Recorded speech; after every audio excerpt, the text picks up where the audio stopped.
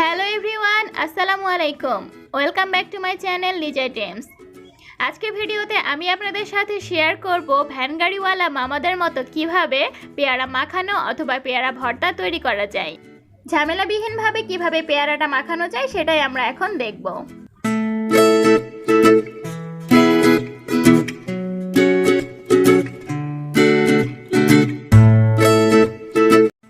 পেয়ারা মাখানোর জন্য আমি এখানে একটা বড় সাইজের পেয়ারা টুকরো টুকরো করে কেটে নিয়েছি।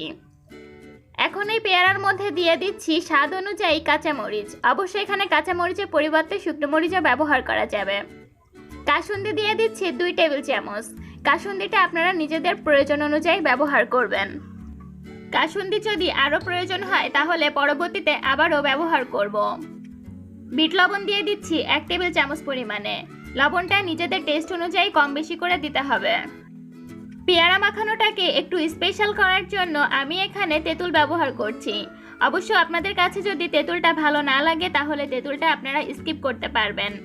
তবে আমার কাছে মনে হয় পেয়ারার এই ভর্তার মধ্যে যদি তেঁতুল ব্যবহার করা হয় তাহলে পেয়ারা ভর্তার টেস্ট কিন্তু বহু গুণে বেড়ে যায়।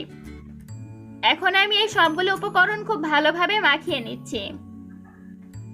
এই পেয়ারা মাখানোটার মধ্যে গোলমরিচ গুঁড়ো ব্যবহার করা যেতে পারে। আপনারা যারা গোলমরিচ গুঁড়ো খেতে পছন্দ করেন না তারা আমার মতো গোলমরিচটাকে স্কিপ করে যাবেন। আমার কাছে গোলমরিচের ফ্লেভারটা ভালো লাগে না, তাই আমি গোলমরিচটা বাদ দিয়ে দিয়েছি। প্রায়ই আমরা বাইরে ভ্যান গাড়িওয়ালা মামাদের কাছে এই ধরনের ফল মাখানো খেয়ে থাকি, কিন্তু যখন ভ্যান গাড়িওয়ালা মামাদের পাশে দাঁড়িয়ে তাদের মাখানোর স্টেপগুলো দেখা হয় নিজেদের চোখে, তখন কিন্তু আর খাওয়ার রুচিটা থাকে না। কারণ ভ্যান গাড়িওয়ালা মামারা অস্বাস্থ্যকর পরিবেশে যেভাবে এই কাজগুলো করে থাকে তা দেখার পর খাওয়ার রুচি থাকার কথাও না। কিন্তু তারপরেও আমরা ভ্যান গাড়িওয়ালা মামাদের হাতের এই ভর্তাগুলো খেয়ে থাকি, কারণ তাদের হাতের ভর্তার টেস্ট যেন সত্যি সত্যি অতুলনীয় হয়ে থাকে। তারপরেও আমার কাছে মনে হয় বাইরের অস্বাস্থ্যকর পরিবেশের এই খাবারগুলো না খেয়ে বাড়িতেই যদি খুব অল্প সময়ে চটজলদি নিজেরাই হাইজিন মেনটেন করে এই খাবারগুলো তৈরি করে খাওয়া যায় তাহলে কিন্তু সেটাও আমাদের স্বাস্থ্যের জন্য অনেক উপকারী হবে। পেয়ারা মাখানোটা এখন পুরোপুরি কমপ্লিট। এখন একটা সার্ভিং ডিশে সার্ভ করে নিচ্ছি। পেয়ারা মাখানোটা আমি সার্ভ করে নিয়েছি। এখন এই পেয়ারা মাখানোটা খাওয়ার জন্য পুরোপুরি রেডি। তো কেমন লেগেছে আমার আজকের এই ভিডিওটি তা অবশ্যই কমেন্ট সেকশনে কমেন্ট করে জানাবেন।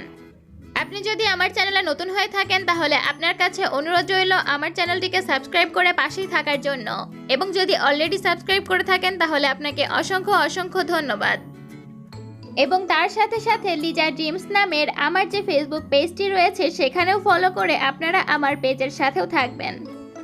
আজকে এখানে বিদায় নিচ্ছি। সবাই আমার জন্য অনেক অনেক দোয়া করবেন। আবারও দেখা হবে নতুন কোনো ভিডিওতে। খোদা হাফেজ।